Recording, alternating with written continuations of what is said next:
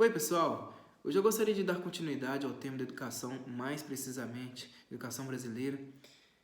Você sabe muito bem que eu tenho o costume de tratar esse tema aqui no canal, mas por conta de alguns planos que eu tive ao longo do tempo, por conta de alguns projetos que eu tive em mente para apresentar aqui no canal, precisei dar uma longa pausa para fazer a leitura de diversos livros da minha biblioteca e livros sugeridos por vocês. Eu não me arrependo de ter dado essa pausa, tá? Até porque o tema da educação ele é muito amplo, tá? E eu também pretendo não parar de falar a respeito dele, porque quanto mais eu vivo, mais eu aprendo, mais eu compreendo que este tema talvez seja um dos mais calamitosos, não só do Brasil, mas da história da humanidade. O problema da educação brasileira já ultrapassou qualquer limite, eu digo assim, de aceitação. Assim como alguns estudiosos dizem, teriam que existir alguns indivíduos que consagrem a própria vida só para tratar a respeito desse tema, de tão profundo que ele é. Eu acredito que a coisa seja ainda pior.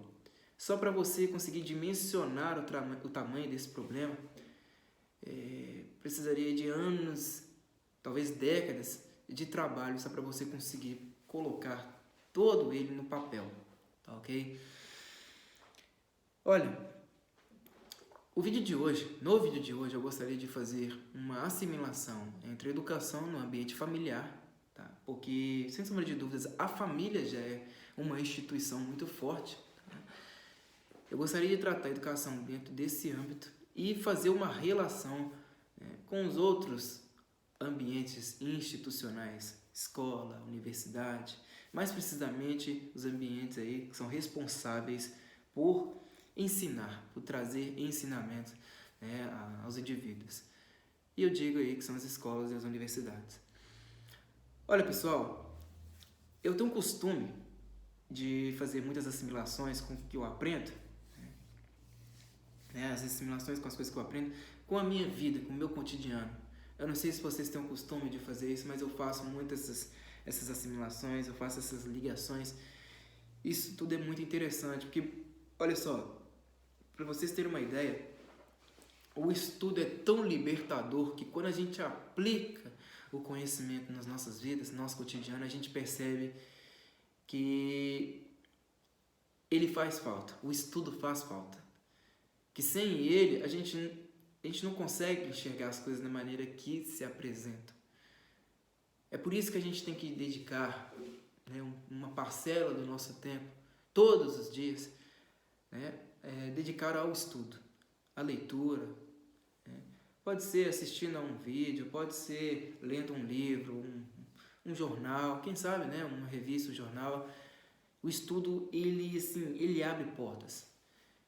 E é por isso que eu faço essas relações e sempre quando eu percebo uma coisa, logo em seguida eu penso, poxa vida, eu não teria conseguido perceber isso se eu não tivesse estudado o suficiente. É por isso que eu sempre falo com as pessoas, estudem, mas não com o intuito, não com a ideia de querer adquirir um cargo, porque o cargo é importante, é interessante, sim, principalmente para aquelas pessoas que querem crescer na vida, crescer financeiramente na vida, claro que é importante. Mas eu não estou falando apenas desse estudo. Eu digo o estudo que vai te deixar assim num patamar, nem digo que seja mais alto, mas te deixa num lugar, numa posição diferenciada em relação aos demais. Não estou falando nem de destaque, mas o sujeito que percebe tudo, que consegue perceber as coisas da maneira que se apresentam, ele tem muito mais liberdade. Ele tá assim, ele consegue entender os planos de Deus na vida dele, consegue entender isso com muito mais profundidade, né? E tudo isso é muito interessante a gente absorver. Por que eu quis trazer esse tema para hoje? Olha, eu convivo diariamente com pessoas que muitas vezes se sentem frustradas por não terem dado a educação que queriam para os seus filhos. Eu convivo diariamente com pessoas assim. Olha, eu já estou com 27 anos de idade e eu já tenho bons anos de estudo, tá? Tem muita coisa a aprender, claro, tem muita coisa a aprender, tem uma vida muito longa pela frente, se Deus quiser eu ainda vou viver esta vida. Mas, pelo que eu pude aprender até hoje, existem muitas nuances que acontecem no meio cultural e que as pessoas não são capazes de enxergar. São nuances que transformam diretamente a vida das pessoas. Muitas vezes a gente não percebe isso porque essas nuances acontecem de maneira tão gradual, tão específica e às vezes está tão diante dos nossos olhos, mas a gente não consegue perceber porque elas funcionam de uma maneira silenciosa. É a tal da infiltração comunista, né? A gente sabe muito bem, você que é inscrito nesse canal sabe muito bem do que eu estou falando. Esse plano que eu digo que é até diabólico, é diabólico mesmo, que é tão, assim, ele é tão corrosivo, as pessoas não conseguem percebê-lo porque ele funciona de maneira gradual.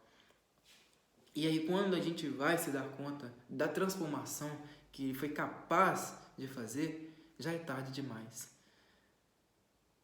Eu me lembro, quando eu era mais jovem, eu sempre tive pais assim, muito incisivos. Meus pais, por exemplo, eles sempre cobraram e muito, tanto de mim quanto dos meus irmãos. Principalmente nessa questão de se dar bem na escola, os colegas, respeitar os professores, os mais velhos. Eles sempre cobraram e muito, isso tanto de mim quanto dos meus irmãos. Mas eles sempre nos deram muita liberdade, assim, pra gente poder sair nas ruas, jogar bola, sair com os amigos e tudo mais. Eles sempre nos deram essa liberdade.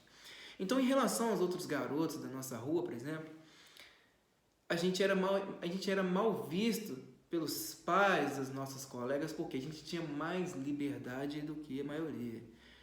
A gente passava mais tempo na rua, né? A gente falava mais, a gente se expressava mais, a gente aproveitava mais, né? Enquanto os pais dos nossos colegas permitiam que eles fossem até o passeio da casa deles, não podia passar daí, a gente ia para outra rua, a gente ia para as quadras de futebol que tinha lá no nosso bairro, né? A gente ia para a casa do vizinho, e o vizinho morava, né, não sei quantas quadras de distância. A gente era assim, sabe? A gente tinha muita liberdade e a gente acabou se dando muito bem na vida, né? A gente acabou se dando muito bem. O engraçado é que os pais que privavam muito os seus filhos, depois de anos e mais anos de educação, eles se sentiam muito mais frustrados do que os meus pais, porque viram que eles não aplicaram aquela educação que eles tanto quiseram. Esses filhos que eles, né, tanto amavam, eu digo que até protegiam demais, super protegiam, acabaram ficando muito libertinos, se é que eu posso dizer assim. Eu levo isso como meio que uma metáfora da panela de pressão. Se você coloca muita pressão na panela, muita pressão, acaba que ela explode. Ela não aguenta, né? O que acontece quando você coloca muita pressão num pequeno espaço, né? Uma coisa que não cabe tanto volume assim, né? Acaba explodindo. É tanta pressão que acaba explodindo, não é isso? Isso que acontecia com esses meninos.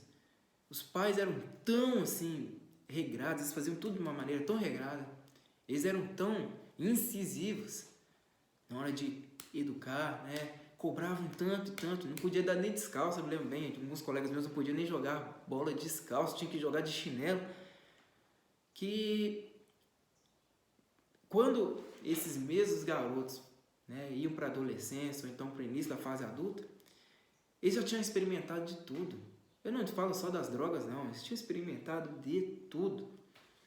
Eu, com meus 25 anos de idade, olha, eu falava assim, puxa vida, eu podia ter aproveitado tanta coisa, eu não aproveitei. Eu poderia até mesmo ter errado.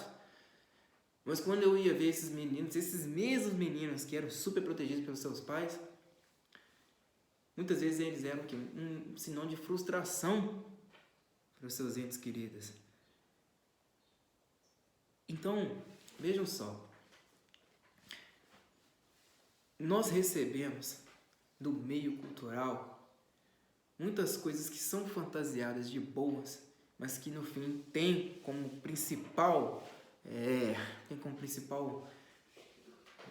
finalidade, né, destruir tudo. E eu tenho certeza que os pais dos meus colegas, meus amigos, muitas vezes, né, eles foram iludidos por essas influências. Eles achavam que sim, se tivessem absorvido mais coisas dos especialistas, do pessoal da grande mídia, dos palestrantes que aparecem por aí, os estudiosos, se eles tivessem absorvido mais coisas, teria sido ainda melhor. Mas eles são iludidos. O mais engraçado, olha só, acho que é uma coisa até da psicologia.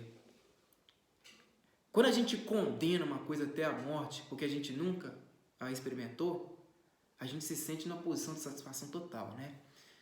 Eu nunca experimentei isso é uma desgraça. Eu não carrego essa culpa. Deixo para quem experimenta, né? Deixo para quem gosta de experimentar. Mas quem experimenta é imoral, é imundo, não é isso? A gente tem essa mania de menosprezar, de diminuir as pessoas que experimentam aquelas coisas que nós julgamos erradas. Mas a partir do momento que a gente experimenta essa coisa, o que a gente vai lá e faz? A gente meio que perde a culpa, a gente tenta se esquivar. Ah, mas não é tão ruim assim, né? Eu experimentei, mas não é tão ruim assim. Eu não acho que as coisas têm que ser tratadas com tanto ódio, né? Assim como a maioria tem o costume de tratar. Não é verdade. A gente tende sempre a fugir da culpa. O que os pais dos meus colegas, estou falando um exemplo da minha vida, o que os pais dos meus colegas, meus amigos, muitas vezes fazem é o quê? Eles se esquivarem da culpa.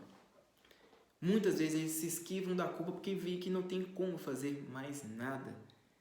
É aquela vontade de dormir com a consciência tranquila sem poder tê-la. Eles não conseguem, de fato não conseguem. O ambiente familiar, a instituição família é a que precisa ser a mais forte de todas. Né? É um dos alicerces que vão aí, sustentar os indivíduos para o resto da vida deles. A família tem que ser a instituição mais forte de todas. Toda e qualquer instituição é composta por pessoas. E quando eu digo família, eu falo da figura do pai e figura da mãe, sim. São duas figuras importantíssimas. E não é qualquer pai, qualquer mãe. A gente vê no Brasil uma coisa que é horrenda. Grande parte das pessoas não valorizam o quê? O casamento. Não valorizam uma relação conjugal duradoura. Ao longo do caminho, à medida que as pessoas vão vivendo, qualquer empecilho já é motivo para separação, já é motivo para mudanças, mas mudanças drásticas. E muitas vezes essas mudanças são tão corrosivas que às vezes essas pessoas muitas vezes não percebem que vão comprometer, que vão interferir, que vão influenciar, vão transformar a vida de inúmeras pessoas em sua volta. Eu garanto para vocês, nenhum pai, nenhuma mãe quer ver um filho ou uma filha se divorciando do seu companheiro ou de sua companheira. Ninguém quer. Quanto menos os filhos desta relação. Eles não querem ver. Porque quem mais sofre de fato, né, são os indivíduos que estão formando a personalidade ainda. São o quê? Os filhos. Eles são a nova geração. Eles ainda não têm, vamos dizer, discernimento suficiente para poder compreender qual é o efeito, qual será o efeito de tudo isso. Porque só de haver uma separação entre os teus pais, que devem sim ser maior influência nas suas vidas, só de haver essa separação, a coisa de toda já toma uma proporção assim dantesca. Tudo passa a ser diferente. Dificilmente alguém vai conseguir construir uma relação sem ter uma boa influência dentro de casa, dos teus pais. Eu acho que a separação, muitas vezes, é o início para tudo quanto é assim, quanto é ruim, para tudo de ruim. Tudo quanto é desgraça, muitas vezes se inicia aqui na separação dos pais, não é isso? E esta ideia que está aí, essa ideia não, né? Vamos dizer, esse efeito, né, que está sendo uma constante aqui no Brasil, posso chamar até de constante, essa constante que está aí sendo cada vez mais valorizada no Brasil, não deu, separa, deu problema, se divorcia, é algo fruto da transformação cultural. E isso vem sim, de longo prazo, né? Isso vem de longo prazo. Muitas vezes as pessoas pensam que não, né? Isso é coisa delas próprias. As pessoas no Brasil, elas têm essa mania de grandeza, de acharem que são donas de si próprias, né? Que elas são cheias de si próprias, que todas as ideias vêm da cabeça delas, mas muitas vezes vêm de onde? Onde elas menos esperam. Acabam, né, de ouvir um amiguinho, uma amiguinha do colégio, né?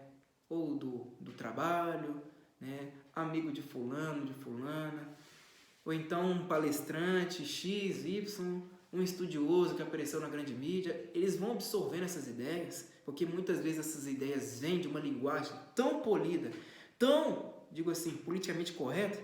Eles vão absorvendo tanto esse conhecimento que quando vão soltar suas opiniões, às vezes não são opiniões deles próprios. Eles não percebem isso. Eles não são capazes de enxergar. São opiniões de outros que eles acabam repetindo porque era bonito de se ouvir. Muitas coisas que são agradáveis de se ouvir, às vezes são o quê? São as piores desgraças que podem acontecer em nossas vidas. Nós não temos que estar com o ouvido sempre aberto às pessoas. Essa é a pior ideia que existe.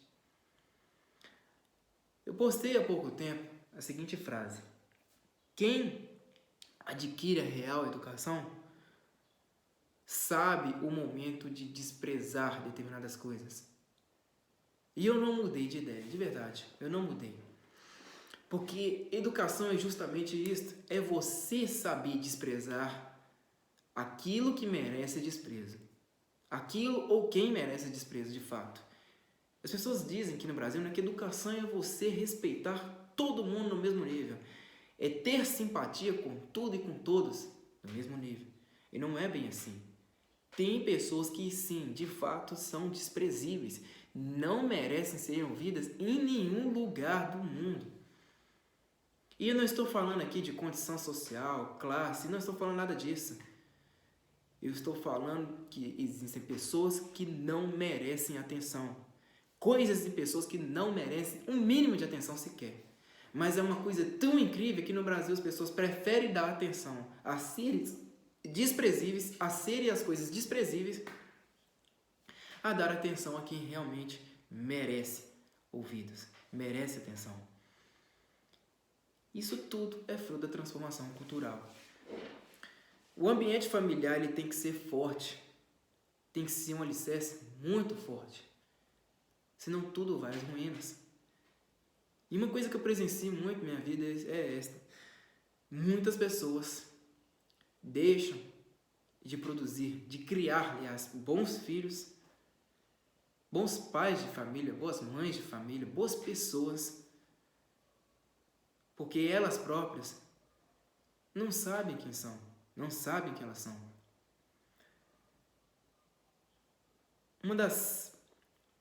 Um dos métodos que eu aplico para a minha vida todo santo dia é parar um tempo e escrever um pouco ao meu respeito, para saber quem eu sou, dos meus piores defeitos.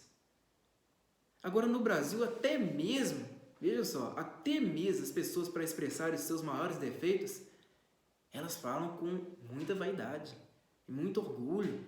É como se esses defeitos, esse defeito ou esses defeitos, nem sequer existissem. Elas só falam isso para passar uma certa ideia de humildade. Mas no fundo, a arrogância tá assim, tão efervescente que a humildade nem parece existir no momento da fala que elas expressam, né? Nós estamos vivendo num país onde tudo que deveria ter valor já perdeu significado há muito tempo. Quando a gente fala de casamento, quando a gente fala aí das pessoas se casarem, ter filhos, ter responsabilidades dentro de casa, adquirir um emprego, arranjar um plano digno para a própria vida, muitas pessoas não querem. Às vezes a dignidade, vejam só, às vezes a dignidade é apenas um símbolo. E é um símbolo que carrega tantas coisas ao mesmo tempo e cria uma mistura de coisas que acaba que o termo essencial, né, digno, ele perde o seu valor. Quando se fala em profissão no Brasil, por exemplo, qualquer tipo de profissão tem que ser bem vista. E as coisas não deveriam funcionar dessa forma. Não é toda profissão que precisa ser bem vista. Agora, quando se fala, por exemplo, de educação, será que qualquer tipo de educação é eficiente? Antes mesmo da gente entrar no mundo da educação, a gente precisa fazer uma assimilação. Eu vou estudar, mas vou estudar para quê? Para qual fim? Será que o fim que eu estou procurando, ele é sim proveitoso? Ele vai ser algo assim construtivo, edificante para a minha vida? Ou é apenas algo que vai fomentar a minha vaidade, que vai inflar o meu ego até um certo ponto? Porque, veja só, antes de você partir para qualquer ponto da tua vida, você precisa compreender que a substância desta vida é o tempo. E que o nosso tempo é curto. E se ele é curto, como é que você pretende viver à base de vaidades e luxúrias se você não é infinito? Você só é infinito numa única coisa, no espírito.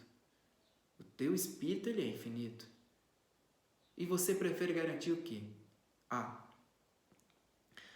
infinitude do teu espírito ou a finitude da tua vida aqui nesta terra? O estudo, ele tem que valer tanto para a tua vida aqui na terra, claro, tanto para a sua infinitude, que está além para esta vida aqui, além desta vida. Você vai deixar frutos nesta terra. Depois da sua morte, esses frutos que tem que valer a pena. Pode ser que os frutos eles não ganhem tanta força no momento em que você está vivo. Pode ser que eles passem a valer a pena depois da tua morte. E eu acho que essa é uma das ideias principais que um filósofo, principalmente um filósofo, deve carregar. Ele precisa deixar coisas tão substanciais para depois desta vida, porque de nada adianta você passar por aqui e não deixar nada, nenhum legado. A educação que o Brasil está produzindo, infelizmente, é aquela educação que constrói apenas vaidades e necessidades. O professor Olavo uma vez disse que a educação no Brasil, ela não é a promoção, ela não vai te garantir um benefício, ela não deixa claro isso. Ela apenas é a ameaça de um malefício. Ela vem para isso, é uma moeda política, de fato. Né? Uma moeda política que te obriga a se adaptar aos moldes que meia dúzia de gênios iluminados aí, implantam, né? Sobre a sociedade inteirinha. Num país de dimensão continental, ali meia dúzia ou mais de pessoas que se dizem iluminadas, você tem que se adaptar a tudo aquilo que elas dizem. Todo mundo. Não adianta correr. No Brasil de hoje, o sujeito que não tem um diploma de ensino médio, não tem graduação aí, segundo grau, ele está perdido. Ele está perdido. Se você olhar aí a lista dos empregos mais humildes, todos eles exigem ensino médio, formação acadêmica. E aí? É a ameaça de um malefício. Agora, o que é que ele garante? Será que todas as pessoas, isso é uma coisa até óbvia, tá? É até óbvio. Será que todas as pessoas que têm diploma de ensino médio, elas estão no mesmo patamar de inteligência? Elas carregam o mesmo coeficiente de inteligência, de capacidade, da vida prática? Será que todas elas ali se encaixam no nível mediano? E que nenhuma pode se comparar a uma pessoa que já está formada ali a nível superior, numa faculdade, por exemplo? É óbvio que não. Tudo tem que ser de acordo com o quê? Com a capacidade de lidar com problemas práticos, com a vida, com o cotidiano. Mas isso não é trabalhado. Nenhuma vaga de emprego, por exemplo, vai querer trabalhar isso com os indivíduos. Eles não vão deixar todos os candidatos ali numa posição onde eles vão poder expressar o que sabem fazer ou não. Não, eles não vão fazer isso. Eles vão querer ler o currículo. De acordo com o currículo, de acordo com aquilo que apresentaram, eles vão ser contratados. Agora, a experiência profissional, eles vão apenas ler. Não é isso? Só que será que a educação ela só está resumida aos moldes profissionais? Ou será que é muito além disso? Infelizmente, existe uma baixeza muito grande no que se diz a respeito à personalidade do brasileiro médio, brasileiro comum. Eu já tratei de falar diversas vezes aqui neste canal que a idade mental dos brasileiros não se equipara à idade real deles. E eu digo isso até mesmo para pessoas mais velhas que já estão aí, né, já fazem parte das gerações que já estão indo embora. Os anciãos, as pessoas mais velhas, as pessoas idosas. Infelizmente nós temos isso. Pessoas que não conseguem aí, viver dentro de uma idade mental de acordo com a idade real, a idade que elas têm. Eles não conseguem viver assim, dentro desses padrões. Muitas vezes a gente quer até mesmo superar. O sujeito hoje com 20 anos de idade, ele quer assim, né, transformações na vida dele, transformações tão grandes que chegam a superar até mesmo a que os seus próprios pais viveram. Não é verdade? Só que eu não estou falando apenas do âmbito financeiro. Estou falando na capacidade de raciocínio, na capacidade mental, de enxergar as coisas, assimilar as coisas. O brasileiro ele tem uma deficiência tão grande que chega a ser muitíssimo decadente e vergonhoso. Algo muito vergonhoso se comparado aí às pessoas dos outros países do mundo. O coeficiente médio, né, de inteligência do brasileiro é algo desastroso. E aí quando a gente vê, por exemplo, aqueles pequeninos que se apresentam na televisão, mostrando aí suas genialidades, a gente se sente até espantado. Mas por quê?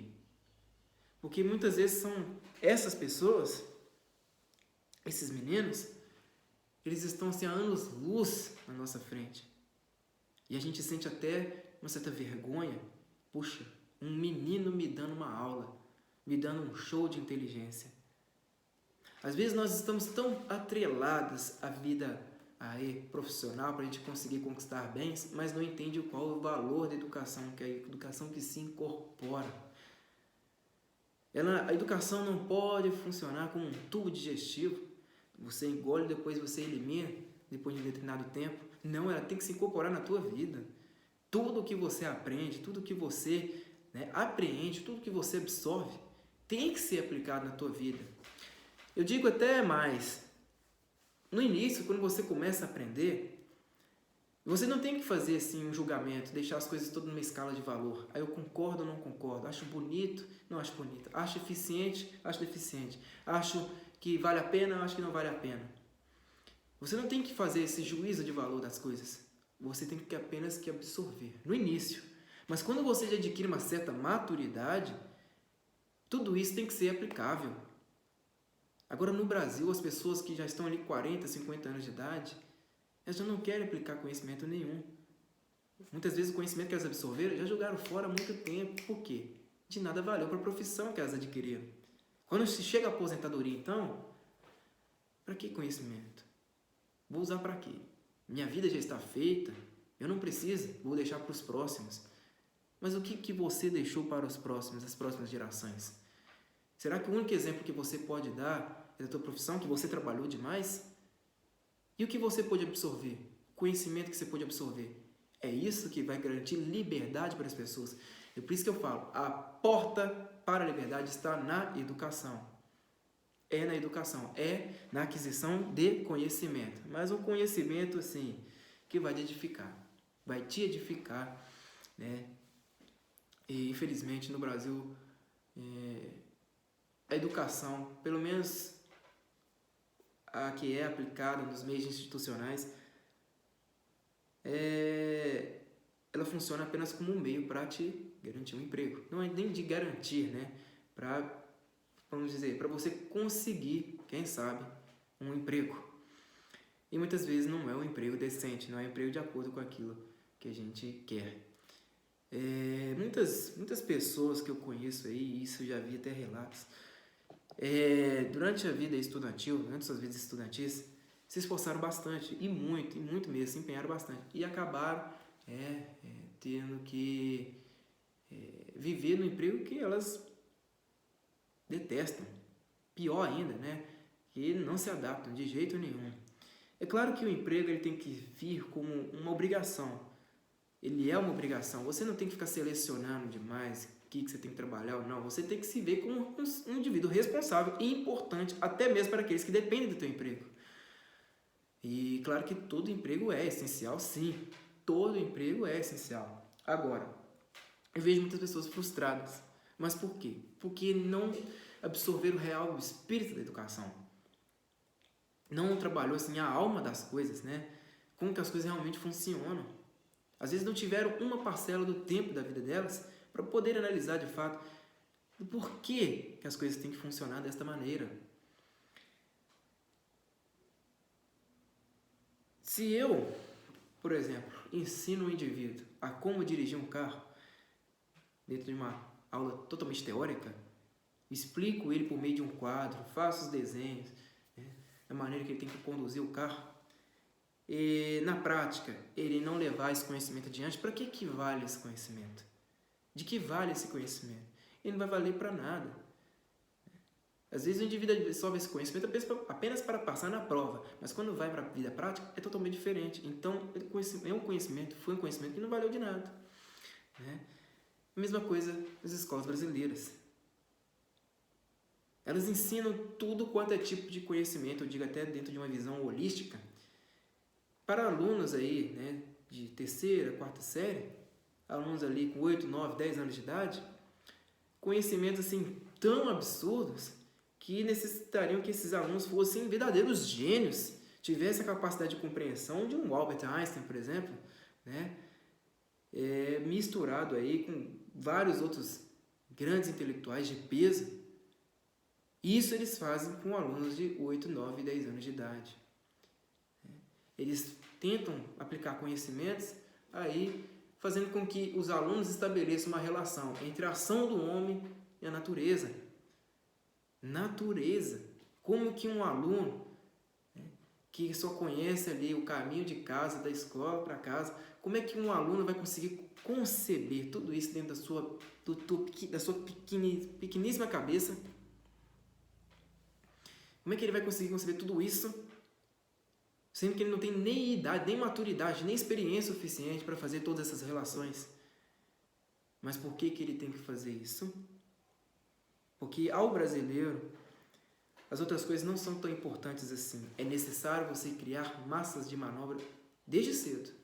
O aluno passa lá, 12 anos ou mais numa escola para ter que aprender o quê? Ele não precisa nem dizer aqui, né? Ele precisa, né, criar imagens de determinados ídolos, e muitos desses ídolos, na verdade, são as piores escórias, espúrias da humanidade. Ele tem que saber quem foi um Getúlio Vargas, ele tem que saber quem foi um Karl Marx, um Vladimir Lenin, tem que saber quem foi Nelson Mandela, tem que saber aí, né, quem foi um Che Guevara da vida, um Fidel Castro, um Lula, não é isso? Tanto que o filme do Lula ele já foi apresentado, né, em inúmeras escolas brasileiras, principalmente escolas públicas, né?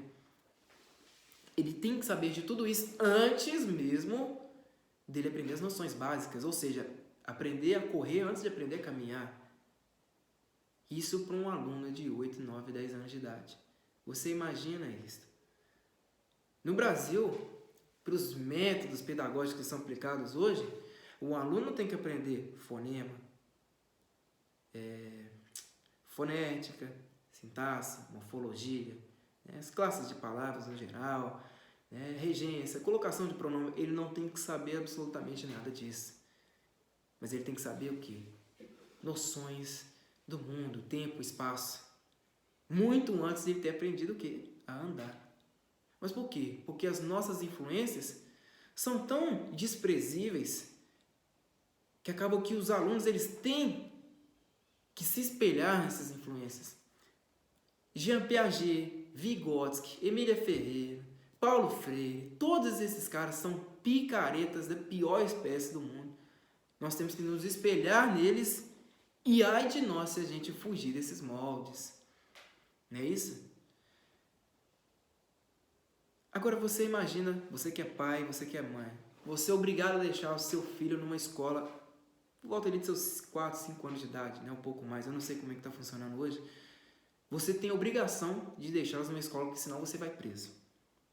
Será que a educação ela está vindo de você ou desses ambientes institucionalizados que tem muito mais força do que aquele ambiente que deveria ser o mais forte de todos, que é a família? Você é obrigado a fazer isso. A escola, todas as escolas no Brasil estão subjugadas aqui às decisões do MEC. Todas, particulares, públicas, as universidades, todas estão aí subjugadas às decisões do MEC. Tudo. Mas o que o MEC produz? Será que ele está produzindo coisas boas? Será que ele está produzindo bons indivíduos? Boas pessoas que exercem sim sua plena cidadania? Porque quando se fala em cidadania no Brasil, uma coisa que eu estive pensando hoje, quando se fala em cidadania, as pessoas falam que em voto, em política. Exercer cidadania é você ter uma carteira de identidade, é você ir lá votar, né? Vai lá na urna eletrônica e votar. Será que é isso que te faz cidadão? Ou o que te faz cidadão é você conseguir enxergar o teu passado e ele ser influência para o teu futuro? A base para o teu futuro. Nós não temos nem mesmo a noção do nosso passado. Quando se fala de passado, a gente já vai lá para 1500, fala dos índios. Será que a gente só começa a falar dali? Será que a gente só tem isso para poder falar a respeito? Você fala de árvore genealógica no Brasil, né? As pessoas nem sabem isso. Quais são seus antepassados, por onde passaram, o que fizeram. E eu fui atrás dos meus antepassados, eu consegui ir muito longe. Eu consegui ir muito, muito longe. Eu ouvi histórias de pessoas que já estão partindo dessa para melhor daqui a pouco. Histórias tão fantásticas que caberiam num livro. Né? E livros que virariam best-sellers. E essas coisas todas me influenciam hoje. Porque muitas dessas histórias eu quero viver também. Até melhor, né? Eu quero criar uma identidade muito mais do que um simples RG, um CPF. Vocês já perceberam que o brasileiro é como se fosse uma espécie de animal, no seu estado mais bruto? Nasceu aqui, morreu ali, acabou, sua memória é apagada. Depois de 5 anos, ninguém mais ouve falar, ninguém mais vai entender, não vai nem imaginar, nem vai conseguir conceber de quem é essa pessoa. A história do brasileiro é a coisa mais, eu digo, mais triste que existe. Porque ele não constrói um legado, ele só deixa um patrimônio. Quando a gente vê um fulano que fala, olha, isso aqui tudo foi meu pai que deixou, né? Esse lote, esta casa, esse carro, a gente tenta imaginar o quê? A figura do pai de fulano, de ciclano. Só tenta imaginar. Porque, de fato, a gente não tem nenhum registro histórico da pessoa que deixou tudo aquilo ali. Eu digo que deixar um legado vai muito além de você deixar um mero patrimônio. Patrimônio material, né?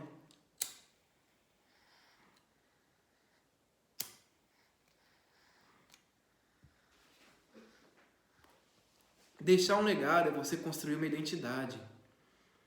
É você fazer algo que será valioso tanto para você quanto para as pessoas lá na frente. Às vezes mais valioso para as pessoas, né, que vão poder desfrutar daquilo que você deixou. E isso, obviamente, só vem de um único entendimento. E esse entendimento ele vem da base cristã.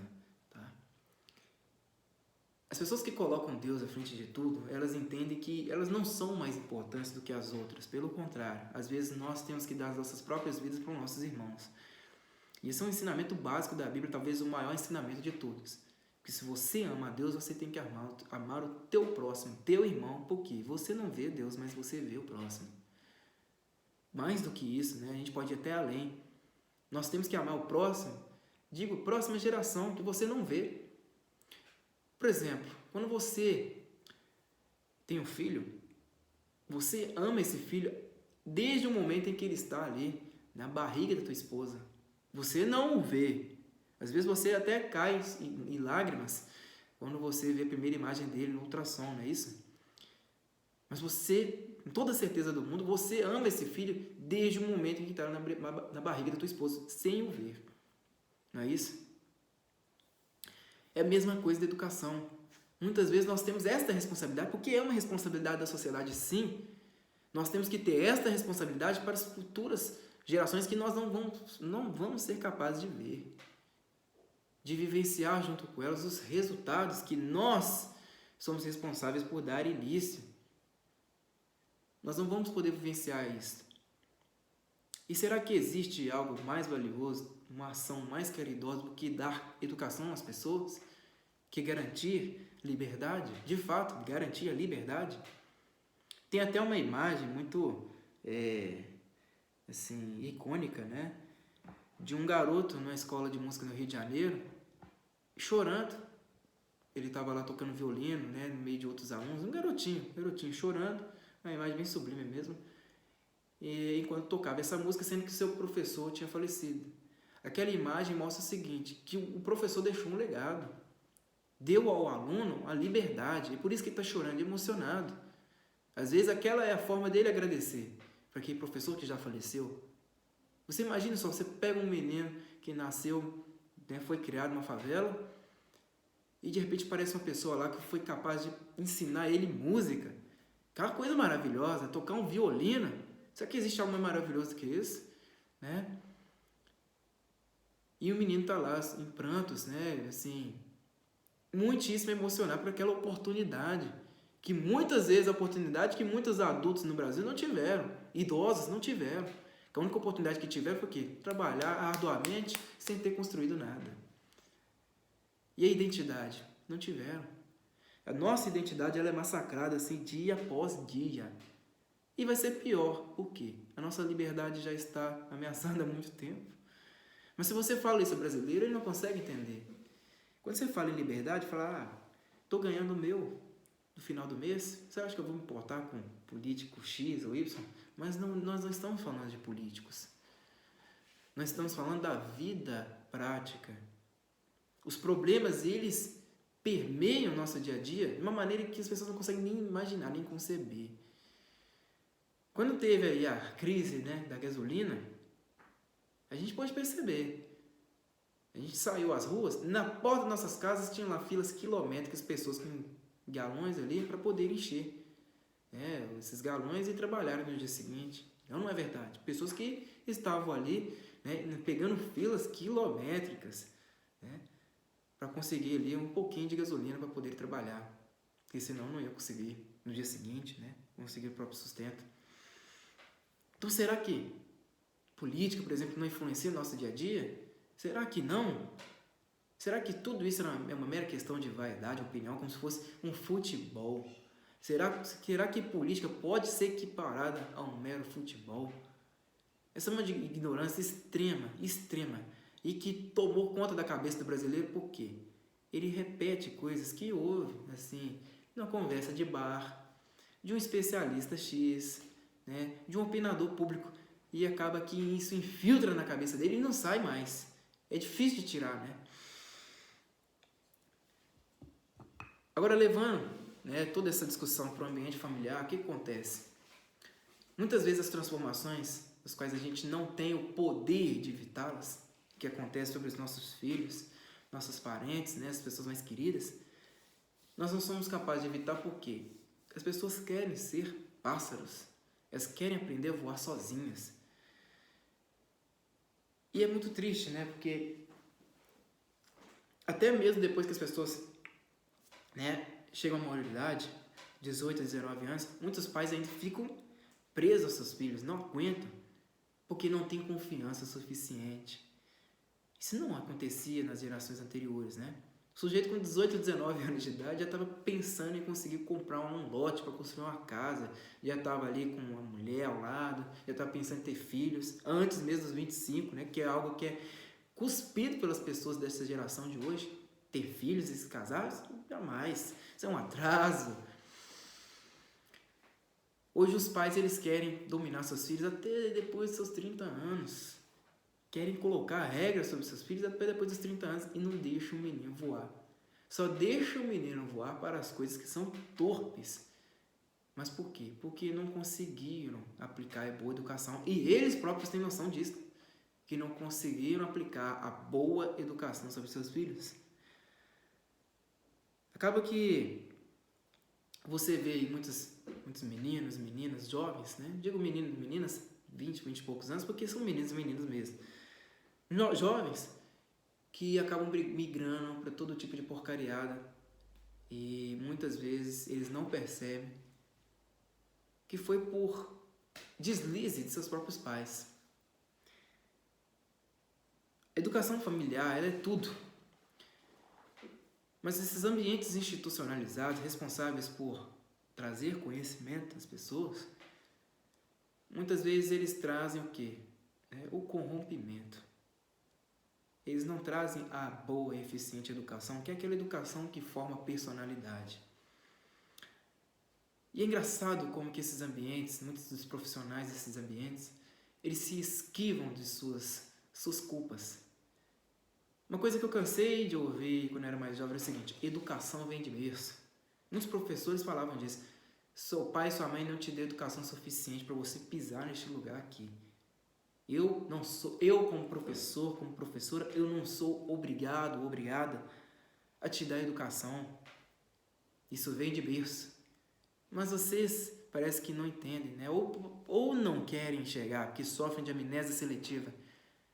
Porque o governo, ele já tira a educação da família, que é a responsável por garantir a educação dos seus filhos, e passa essa responsabilidade para as escolas e as universidades.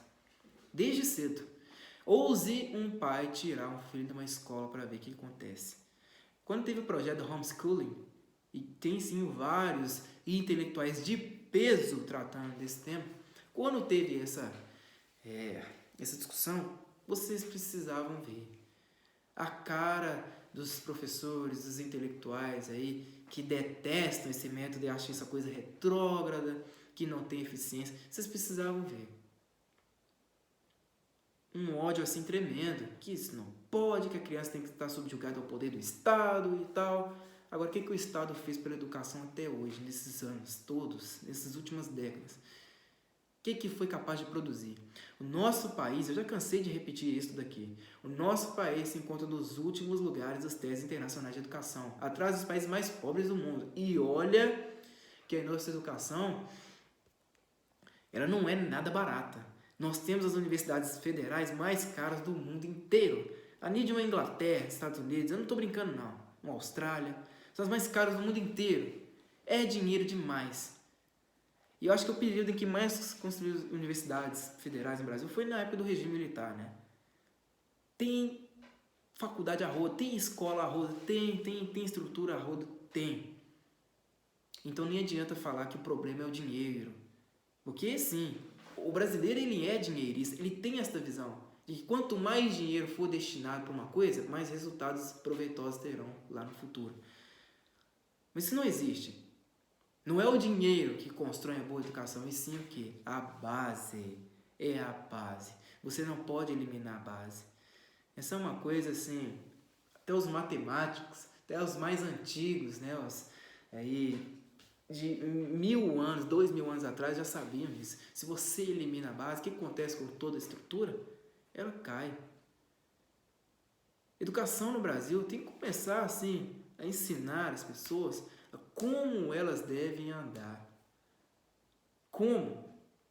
E esse é um papel da sociedade, no geral, em todo.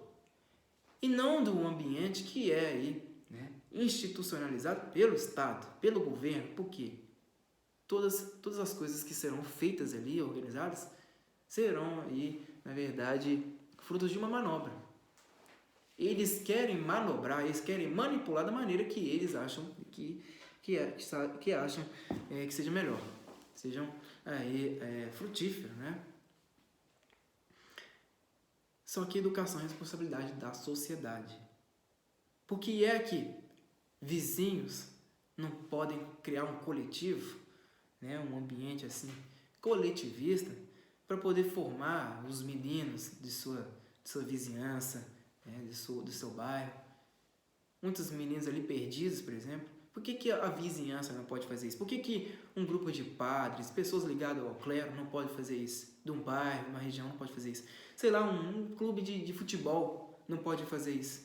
Financiar e estruturar a educação, né, desses alunos, dessas pessoas, dessas crianças que podem se tornar bons alunos lá na frente. Por que não pode fazer isso? Não, a gente tem que fazer tudo para jogar aí a responsabilidade do Estado. Só que o Estado ele não educou ninguém nesses últimos anos. Você pega qualquer ministro aí, desses últimos governos que tivemos, antes mesmo do governo Bolsonaro, você pegar qualquer um, avaliava a competência deles, para você ver se de fato eles eram competentes. Você podia avaliar qualquer um, você viria que não passavam de patifes, de pessoas que não tinham conhecimento de nada, nem de onde pisavam. Uma vez eu vi um programa do CQC,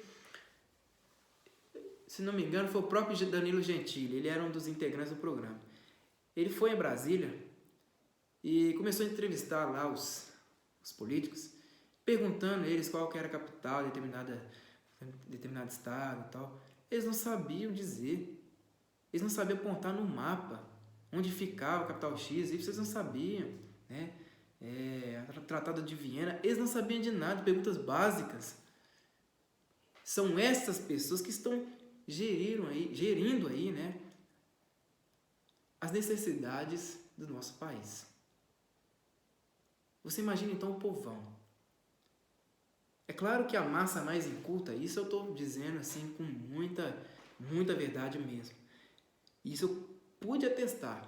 Muitas pessoas que pertencem à classe mais inculta, à classe mais baixa da sociedade, muitas dessas pessoas têm um entendimento muito mais amplo do que esses jornalistas e esses graduados que estão por aí falando, dando palpite aqui que não entendem. Porque eles vivem a realidade na própria pele. E mais ainda, eles podem fazer assimilações tão reais, tão fortes, tão evidentes, que essas pessoas sim mereciam certo destaque. E não essas que estão aí arrotando seus títulos, suas vaidades, seus diplomas, seus certificados por aí, por onde pisam.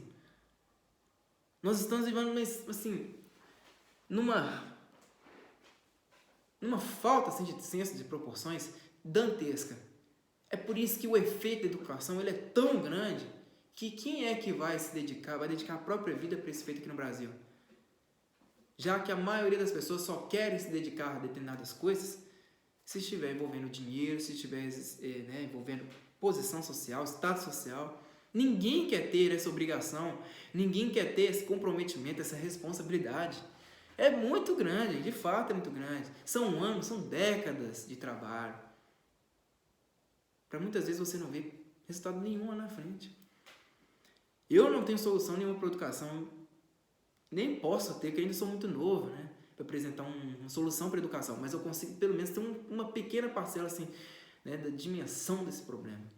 Eu consigo dimensionar um pouco desse problema, porque é um efeito multiplicativo, né? As coisas evoluem sim. Às vezes evoluem para pior, igual uma doença. Um quadro clínico pode desenvolver, sim, né? Pode ter uma evolução, mas para pior. A mesma coisa é o efeito da educação, esse efeito multiplicativo, destruidor, que está corrompendo as pessoas, muitas vezes elas não percebem de onde vem. Porque tudo funciona por meio de um conjunto, assim como os comunistas sempre propuseram e conseguiram aplicar muito bem, com muita qualidade. A gente deveria até aplaudir essas pessoas pela capacidade de ser tão cruéis a ponto de chegarem a fazer isso daí. A coisa mais vergonhosa que tem é um pai e uma mãe ser amigo de um filho. Amigo. Até mesmo nas horas que eles erram. É a coisa mais vergonhosa, mais vexatória que existe. Um pai, uma mãe passar a mão na cabeça de um filho, sabendo que ele colheu um erro e colheu com toda a vaidade do mundo, né? Eu fiz isso mesmo, cometi isso mesmo. E aí o pai e a mãe vai lá, né? E em tom de deboche, às vezes não quer ser incisivo, mas em tom de deboche fala, meu filho, você fez isso, mas, né? Você se cuida, hein? Toma juízo, hein? Eles falam, não, eu estou corrigindo, eu estou fazendo por onde? Mas no fundo não está fazendo nada. É só passar a mão na cabeça. O que a gente vê hoje são assim, né? Pais e mães que querem ser amigos de seus filhos. Eles não querem ser pais e mães, figuras de autoridade mais. Não. Isso eles faziam quando seus filhos eram criancinhas. Mas depois que a coisa vai, né? O tempo vai passando, eles veem que não dá para segurar mais. Eles tentam até segurar. O ano vai se passando, os anos vão se passando, 25, 30 anos de idade, eles tentam até segurar, mas depois eles falam, pô, não tem jeito mais. Deixa do jeito que tá. E aí, antes mesmo do menino, da menina chegar à maioridade, ele já experimentou tudo quanto é tipo de coisa. De droga sintética, é a favor de tudo quanto é tipo de libertinagem existente. É isso?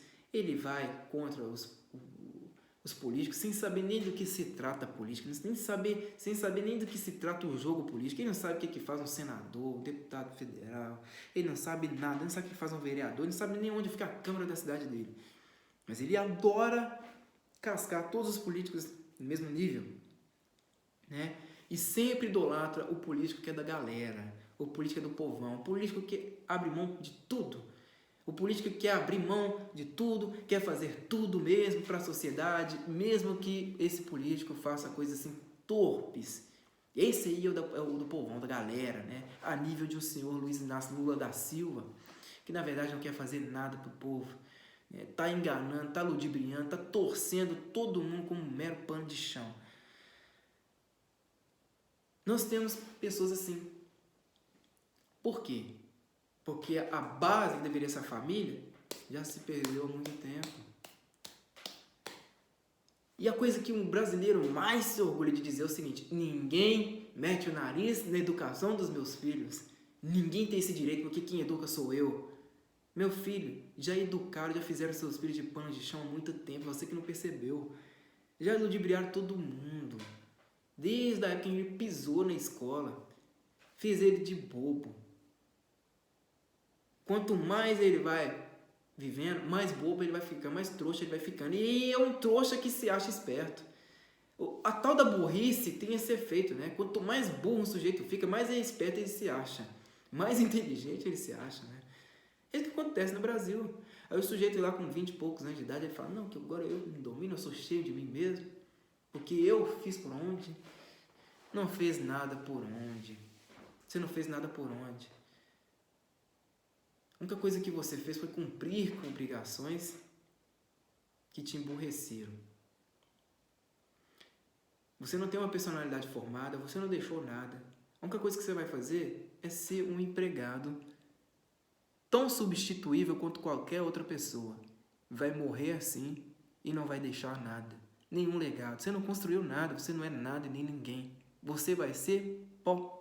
Você vai virar pó. É isso que você quer? Foi isso que fizeram com você. Você tem orgulho disso? Então, é isso que acontece. Nós vivemos num ambiente assim, destrutivo. Até mesmo a atmosfera destrutiva. Esse é o efeito catastrófico que nós estamos presenciando no Brasil. Se a gente pudesse fazer uma transformação, claro, de hoje para amanhã, quem dera se essa transformação pudesse ser feita a nível de uma economia. Porque a gente vê várias pessoas falando aí, principalmente aqui na plataforma do YouTube, né? Vamos falar do Brasil, já toca no ponto do quê? Da economia. Ah, que político deixou de fazer isso? Toca no ponto da economia. Na educação não é a mesma coisa, não. Isso é uma coisa de longo prazo. Quem dera. Eu acho que o tempo de poder fazer correções já se passou há muito tempo. Nós não temos que fazer correções mais não. Nós temos que reformular tudo isso do zero. Do zero. Nós estamos vivenciando assim, um dos piores desastres, uma das piores catástrofes que poderíamos imaginar, poderíamos conceber, pelo menos no âmbito da educação, até porque as gerações anteriores já foram pervertidas, já foram corrompidas e elas próprias não querem carregar culpa nenhuma no cartório. É uma geração, as gerações anteriores aí, 70, 80, até um pouco antes, gerações que aprendiam que o quê? Que a música, né? A música é tudo. Vamos curtir a música, né? Vamos curtir as coisas maravilhosas da vida, né? A música, bebedeira, azaração, putaria, é tudo. Se eu estiver trabalhando, se eu estiver estudando, nada mais importa. Eu posso fazer o que eu bem entender, eu sou um sujeito livre. Dos anos 60 para cá, né? Posso falar, né? Do Woodstock e tal. Toda essa geração foi corrompida, né? Essa geração pós-guerra aí. Todas elas foram corrompidas e nós estamos colhendo os erros delas. São gerações que dizem, só de estar trabalhando, estudando, já é uma grande honra. O resto, deixa. Ele que cuide do próprio nariz. São pessoas que não carregam culpa no cartório porque não tem humanidade mais. É uma geração, hoje nós vivemos uma geração que já não tem nem amor próprio. Nem amor próprio. Quanto menos amor pelo próximo, né? A educação ela tem que seguir este princípio. Farei pelo próximo mais do que por mim mesmo. É isso que tem que prevalecer na cabeça do brasileiro. Ela não é formada por símbolos. Muitas vezes nós queremos mostrar boa educação e saber ser educado, saber dar bom dia, boa tarde, boa noite, saber ser cortês com as pessoas, né? Ser zeloso no sentido de saber dar um bom dia, né? Saber fazer cara de bom moço para todo mundo, independentemente do escrúpulo das pessoas com as quais estamos lidando. Nós temos que saber ser bons moços com todo mundo. Mas isso não é educação eficiente. Não. Educação eficiente não é simplesmente você, né, ir lá, dar bom dia para o porteiro, para mostrar que você não é tão superior assim quanto ele. Isso não tem nada a ver. Não tem nada a ver. Educação eficiente é você enxergar a humanidade no próximo. E ser tão sincero a ponto de entender que o conhecimento ele tem que superar qualquer coisa da tua vida, qualquer circunstância da tua vida, até mesmo no meio empresarial, até mesmo no seu, né, até mesmo no teu trabalho. Você vai se vender pela mentira? Você vai se deixar vender pela mentira? Por conta de um cargo, por conta de uma proposta aí de subir dentro de um cargo? Você vai se vender pela mentira? Porque é isso que, por exemplo, os maior parte dos jornalistas do Brasil fazem. Sabe que estão diante de uma mentira tremenda, mas o dinheiro fala mais alto. É a luxúria, é a ganância, é o orgulho, gente, é a vaidade. Isso é coisa de menino, isso é coisa de garoto que ainda não cresceu na vida. Acha que cresceu por causa dos dígitos que estão lá na conta deles. Mas isso não significa nada. Não significa nada. A verdade liberta. O dinheiro não. A verdade liberta. O dinheiro não. Você pegava um dos homens mais ricos do Brasil até, 10 anos, ou menos, o senhor Ike Batista, tinha todo o dinheiro do mundo. Cadê a liberdade dele? Digo todo o dinheiro do mundo, né, para ele poder fazer o que bem entendia, né? Ele podia fazer o que bem entendia. Tinha até os memes na internet que mostravam o Ike Batista poderosíssimo. Cadê a liberdade dele? A liberdade não está no seu saldo no final do mês, não. A liberdade está aqui, ó, e no amor a Cristo, porque Ele é a personificação da verdade. Ele é a luz, a verdade e a vida.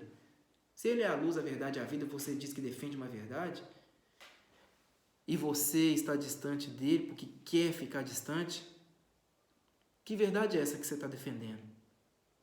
Essa não é uma educação eficiente. E a família é responsável por ensinar essa verdade. Onde mais nós podemos aí aprender a verdade cristã, se não pela nossa própria família? Eu não digo na palavra da Bíblia fria, não.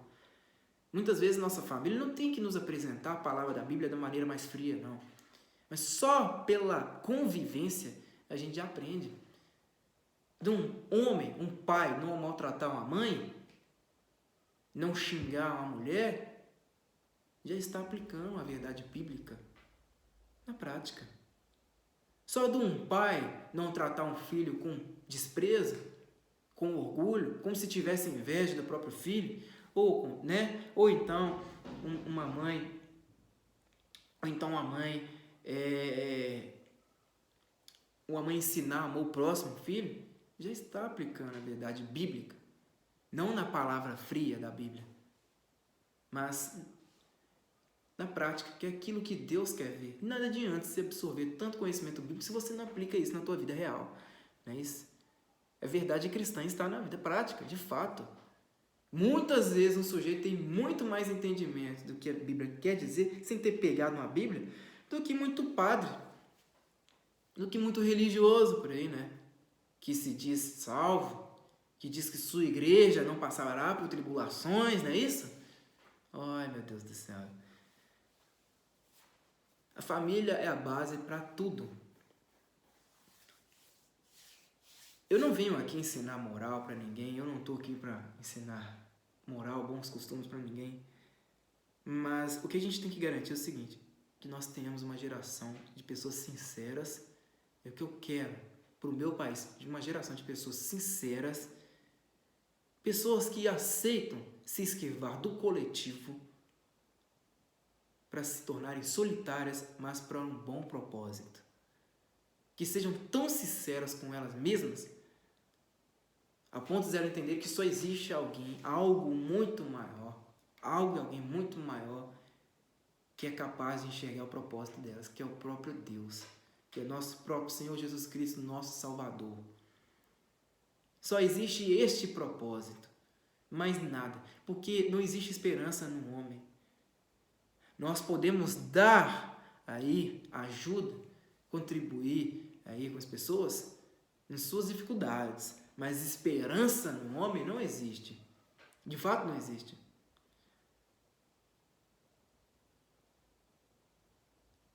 Nós precisamos então de pessoas que sejam sinceras, que também saibam carregar uma culpa em tudo quanto é ocasião, em tudo quanto é ambiente, dentro da família, entre seus colegas, seus amigos, no seu mercado, no seu meio de trabalho, né, na sua empresa, no seu local de trabalho. Precisamos de pessoas que saibam ter honra e dignidade. Porque ser digno não é simplesmente você acordar cedo e trabalhar e ponto final, não.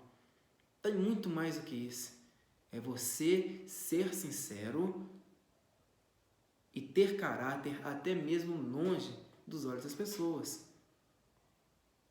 E se tiver diante dos olhos das pessoas também, claro, mas saber assumir e saber carregar a culpa. Nós estamos vivendo uma geração assim, pior de todas. Uma geração que despreza o próximo, que desrespeita o próximo. Desrespeita no sentido de que não enxerga humanidade na próxima mais. Está nem aí. É um bando de gente egoísta, egocêntrica, que só se importa em comprar um telefone da moda, não é isso? Roupa da moda, frequentar o lugar da moda, não está nem aí para o que pai e mãe diz. E os pais e as mães também se comportam da mesma maneira e acham tudo maravilhoso. O filhinho ser modernete, né? Ser antenado. Né? E eu vou falar uma coisa aqui, vocês me perdoem a expressão, mas é uma geração de afrescalhado, pau no cu, elitista do caralho. Gente que não tem nem bosta no cu para cagar, mas adora falar e agir com ares infinitos de superioridade sem ter nada. Ou seja, pessoas que só vivem de pose em tudo quanto é sentido. Isso não é educação. E tem sim muita parcela de culpa nas famílias. Eu ainda não sou pai, mas eu pretendo ser um dia. De fato, eu quero deixar o mais longe possível os meus filhos, que eu pretendo ter vários, o mais longe possível do poder estatal e dos pilantras que estão por aí tentando destruir a vida dessas pessoas. Porque destruir uma vida não é simplesmente você chegar e matar com uma arma de fogo, você esfaquear, você enforcar, você atropelar. Não, não, não. Muito mais do que isso. Destruir uma vida é você tirar a esperança, a dignidade de uma pessoa e deixar essa pessoa num vazio existencial até o último dia de vida dela. Às vezes é muito pior do que um assassinato direto. Eu mesmo, quando eu era mais novo, eu conheci muitas pessoas, mais velhas do que eu, evidentemente, que eu via assim, um talento assim, absurdo para muita coisa. No meu bairro, por exemplo, tinha uns meninos que jogavam bola de uma maneira excepcional, infinitamente melhor que esses jogadores de hoje aí, que estão fazendo sucesso em Barcelona, né, esses times grandes por aí. Muito mais e infinitamente mais. Eu não estou mentindo não estou exagerando. Tinha um talento assim excepcional para futebol. Mas quando eu ia ver esses garotos, né, garotas, já tinham lá seus 30, 32 anos de idade. Já estavam mais velhos. Às vezes já estavam no mundo das drogas, mas jogavam bola de uma maneira, estou dando um exemplo, né? Jogavam futebol de uma maneira excepcional. Por quê? Muitas vezes a esperança deles foi morta. Primeiro que nós vivemos num país que cultua a inveja dia após dia. Isso é fato. E outra, é um país que não quer produzir gênios. É um país, talvez seja o país que mais matou gênios em toda a história da humanidade. É uma coisa muito triste. E isto é triste. Eu até paro para pensar, às vezes, mas puxa vida, né? A coisa mais triste que existe é você enterrar uma genialidade e você elevar pessoas que não têm talento nenhum. Você troca pessoas de lugar. É isso que nós vemos no Brasil, em tudo quanto é lugar. É isso aí, meus amigos. Muito obrigado a todos vocês que me acompanharam até aqui. E até a próxima. Falou!